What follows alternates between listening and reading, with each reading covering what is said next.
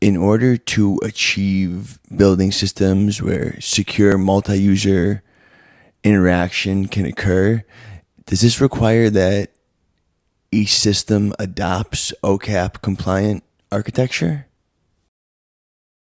So I never want to claim that no other architectural basis is possible. That it's always possible that we discover yet another paradigm that's superior to OCAPs and not built on OCAPs. But OCAPs has been with us from '65 till today, and has remained superior to all of the paradigms that have gotten invented since then. Um, Mark, so which part of the thesis talks about reasoning about people far away as just reasoning about objects? I forget how you phrased it.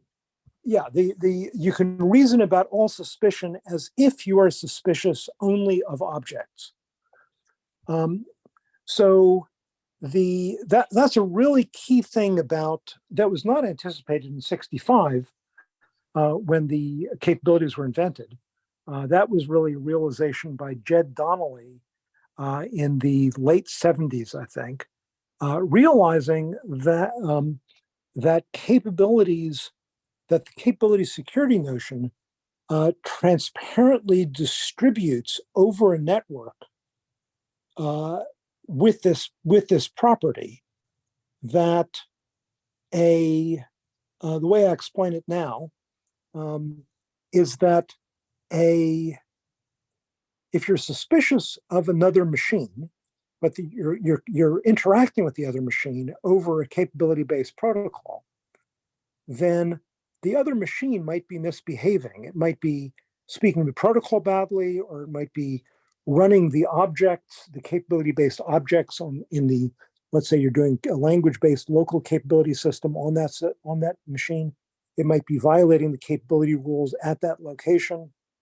So it might be misbehaving in all sorts of ways. But due to Jed Donnelly's insight, it became clear that if you had the right kind of cryptographic capability protocol, that the total damage to me of a remote misbehaving machine is equivalent to the damage that could be done by a correctly behaving machine, correctly in the sense of speaking the protocol correctly, and correctly in the sense of running its own local object capability language or operating system correctly.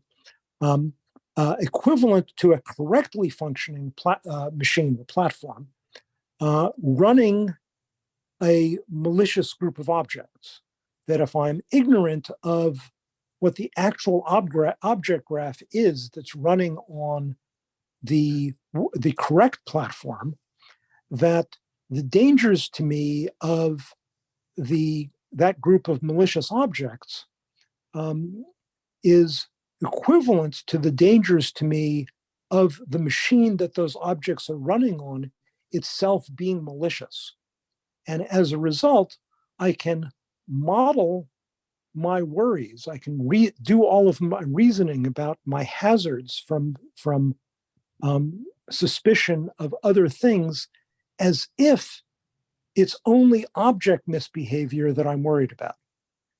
Now, there's a whole bunch of qualifiers I need to put on that. The main one is that those statements are really specifically about integrity. It's not about confidentiality, and it's not about availability, it's not about resource use. Those things need to be revisited and see how close we can get. But the strong statement is only a statement about integrity. And it's that insight from Jed Donnelly that really led to the nature of the CAPTP protocol family that we're currently building out on. Yeah, that was kind of what's interesting to me, is that when you look at things through this message passing OCAP lens, you can talk about, objects being suspicious of each other inside the same JavaScript runtime or across JavaScript runtimes or across Unix processes or across machines or across blockchains or whatever. Yeah. And what I like, Yeah, what I like exactly. about these properties, what I like so much about the properties too, is that you think of in terms of what damage can be caused to you. Well, the only damage that can be caused to you is somebody sends a message to one of your objects. So if you expose an object to some other object, then they can send a message to yours. And if your object is defensive, then they can't do anything bad with it except for these resource constraints and the other stuff that Mark mentioned.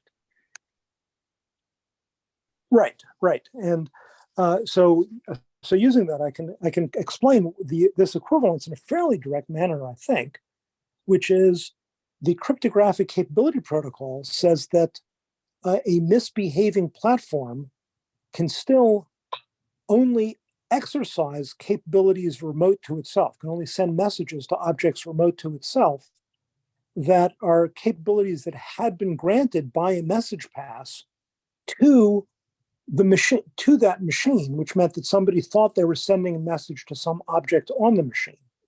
So the worst case risk to a misbehaving machine in terms of what messages it can send, in terms of who it can send messages to, is the union of all capabilities that have been sent to any of the alleged objects on the machine.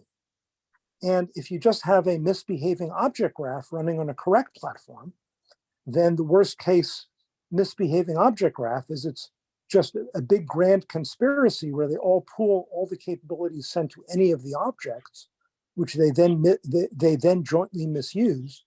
So that I think that should be a fairly straightforward and intuitive explanation as to why the right protocol makes these two risks equivalent.